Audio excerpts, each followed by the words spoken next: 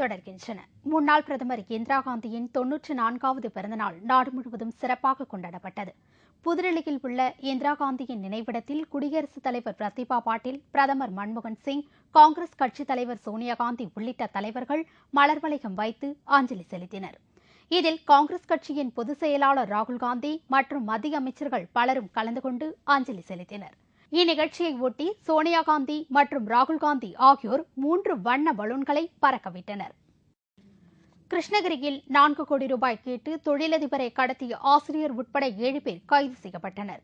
கிருஷ்ணகிரி அருகே உள்ள தொகரப்பள்ளியை சேர்ந்த தொழிலதிபர் துரைசெல்வம் ஊருக்கு காரில் வந்து கொண்டிருந்த இவரை மர்ம கும்பல் ஒன்று கடத்தி சென்றது. அவரை விடுவிக்க 4 கோடி ரூபாய் கொடுக்கும்படி அவரது மகனை அந்த மர்ம கும்பல் போன் மூலம் மிரட்டியது. இதுகுறித்து புகார் தெரிவிக்கப்பட்டதை அடுத்து காவல்துறையினர் தனிப்படை அமைத்து தேடி வந்தனர்.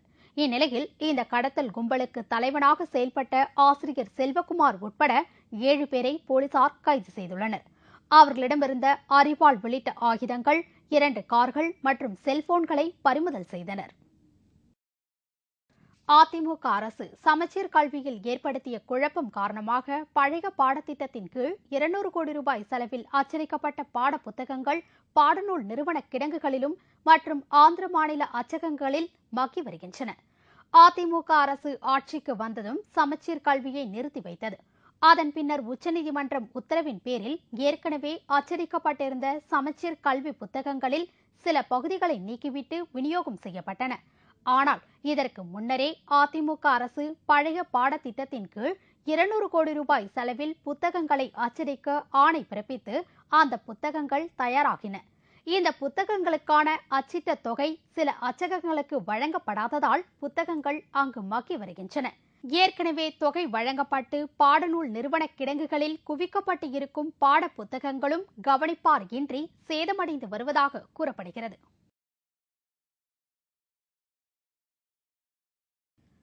திரிபுரா மாநிலம் அகர்தலாவில் நெடுஞ்சாலையில் வேலை கிடைக்காத இளைஞர்கள் சாலை மறியல் போராட்டத்தில் ஈடுபட்டனர். திரிபுராவில் ஏராளமான இளைஞர்கள் தகுதியான வேலை கிடைக்காமல் அவதிப்பட்டு வருகிறார்கள்.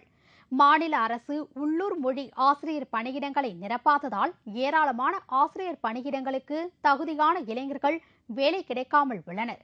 வேலைவாய்ப்புகளை உடனடியாக ஏற்படுத்தி தர வேண்டி ஏராளமான இளைஞர்கள் தேசிய நெடுஞ்சாலையில் அமர்ந்து சாலை மறியல் போராட்டத்தில் ஈடுபட்டனர்.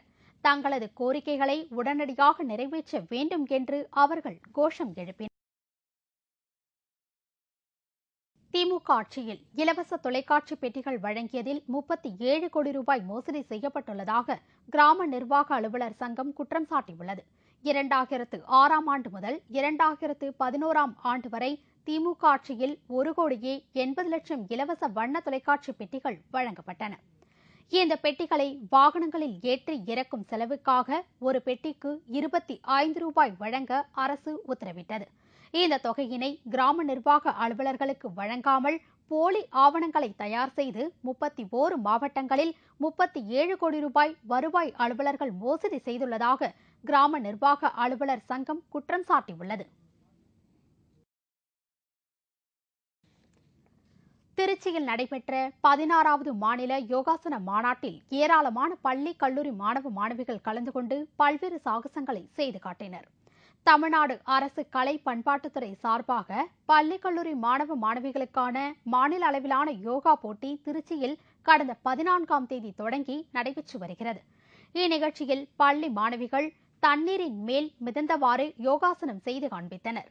3 இயர்ஸாக யோகா கற்றுட்டு இருக்கிறேன். அதில் இப்போ யோகாசன போட்டி நடக்குது. அதில் யோகா மாநாட்டில் ஸ்விம்மிங் பூலில் பத்மாசனம் போட்டு யோகா பண்ணுறோம். இதனைத் தொடர்ந்து பல்வேறு யோகாசன நிகழ்ச்சிகளையும் மாணவர்கள் செய்து காட்டினர். இந்நிகழ்ச்சியை ஏராளமானோர் ஆர்வத்துடன் கண்டு ரசித்தனர்.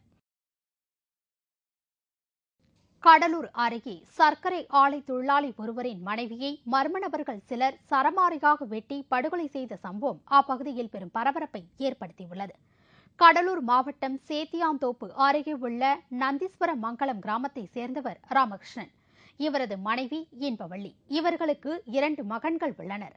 இந்நிலையில் சர்க்கரை ஆலைக்கு வேலைக்கு சென்றுவிட்டு வீடு திரும்பிய ராமகிருஷ்ணன் வீட்டில் அவரது மனைவி இன்பவள்ளி பிணமாக கிடப்பதைக் கண்டு அதிர்ச்சி அடைந்தார். இதுகுறித்து தகவல் அறிந்த காவல்துறையினர் சம்பவ இடத்திற்கு விரைந்து வந்து விசாரணை செய்ததில் முன்விரோதம் காரணமாக இந்த கொலை சம்பவம் நடந்திருக்கலாம் என்று தெரியவந்தது. பொன்னேரியில் தனியார் பள்ளி ஒன்றில் நடைபெற்ற சர்வதேச மாணவர் தின விழாவில் ஏராளமான மாணவர்கள் கலந்து கொண்டனர். விழாவில் மாணவ மாணவியர் பங்கேற்ற மாறுவேட போட்டி அனைவரையும் வெகுவாக கவர்ந்தது. திருவள்ளூர் மாவட்டம் பொன்னேரியில் உள்ள தனியார் மெட்ரிகுலேஷன் பள்ளியில் சர்வதேச மாணவர்கள் தினம் கொண்டாடப்பட்டது. விழாவை முன்னிட்டு மாணவ மாணவிகளுக்கு பேச்சு போட்டி, கட்டுரை போட்டி மற்றும் மாறுவேட போட்டி ஆகியவை நடத்தப்பட்டது. மாறுவேட போட்டியில் பள்ளி சிறுவர் சிறுமிகள் பாரதியார், சரஸ்வதி தேவி, விவேகானந்தர், நேரு, போலீஸ் மற்றும் முருகக்கடவுள், தேவதை போன்ற மாறுவேடம் அணிந்து மேடையில் தோன்றி அனைவரையும் அசத்தினார்கள். நாகர்கோவிலில் பிஎஸ்என்எல் ஊழியர்கள் போனஸ் வழங்க வேண்டும் உள்ளிட்ட 15 அம்ச கோரிக்கைகளை வலியுறுத்தி அலுவலகம் முன்பு முற்றுகை போராட்டம் நடத்தினர். நாகர்கோவிலில் பிஎஸ்என்எல் அலுவலகம் முன்பு பிஎஸ்என்எல் ஊழியர்கள் தங்களது 15 அம்ச கோரிக்கைகளை வலியுறுத்தி ஊழியர் சங்க மாவட்ட தலைவர் சதாசிவம் தலைமையில் முற்றுகை போராட்டம் நடத்தினர். போராட்டத்தின் போது தங்களுக்கு போனஸ் வழங்க வேண்டும் என்றும், பெண் ஊழியர்களுக்கு குழந்தைகள் நல விடுப்பை அமல்படுத்த வேண்டும் என்றும், வாரிசுதாரர்களுக்கு பணி நியமனம் வழங்க வேண்டும் என்றும் கோஷங்கள் எழுப்பினர். நாடு தழுவிய தர்ணா போர், வெல்லட்டும் வெல்லட்டும் வெல்லட்டும் வெல்லட்டும் வெல்லட்டும் வெல்லட்டும். டிஓடியாக இருந்தபோது பிஎஸ்என்எல்லாக இதை மாற்றும் போது கிராமப்புற சேவைக்கான ஏடிசி கட்டணமும் இலவச ஃபண்டும் நாங்கள் தருவோம் என்று வாக்குறுதி அளித்தார்கள். கிராமப்புற சேவை மூலமாகவே எங்களுக்கு 10,000 கோடி ரூபாய் இழப்பு ஏற்படுகிறது. இதை அரசு ஈடுகட்டினால் இந்த துறை பல ஆயிரம் கோடி ரூபாய் லாபத்தில் இருக்கிறோம். ஆகவே இந்த நஷ்டத்திற்கு காரணம் நாங்கள் அல்ல, அரசு என்பதை சுட்டிக்காட்டி எங்களுக்கு உடனடியாக போனஸ் தர வேண்டும் என்று வலியுறுத்தி இந்த தர்ணா போராட்டத்தை நடத்தி கொண்டிருக்கிறோம். சீனாவில் தொடங்கும் சர்வதேச வைன் கண்காட்சி விவரம் இடைவேளைக்கு பிறகு.